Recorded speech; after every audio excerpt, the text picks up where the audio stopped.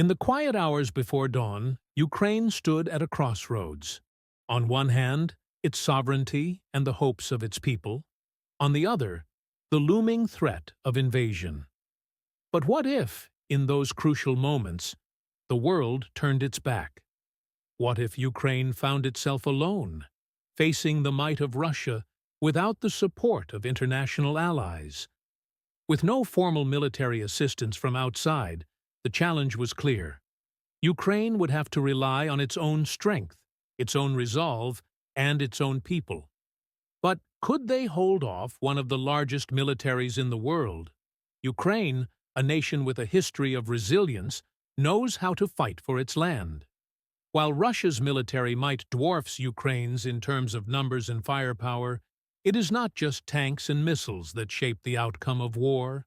It's the will to defend one's home, the determination to protect one's future.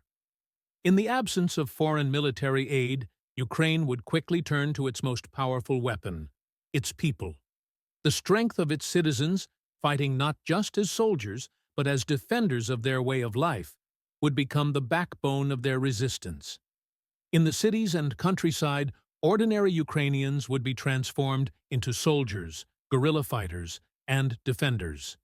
Even as the initial shock of invasion set in, Ukraine would call upon every resource, every individual who could stand and fight. Ukraine would also strike back where it could, through cyber warfare.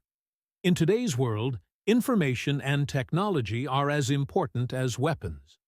Disrupting Russian communications, crippling their economic infrastructure, and hacking their systems, Ukraine would fight on multiple fronts, using every tool available.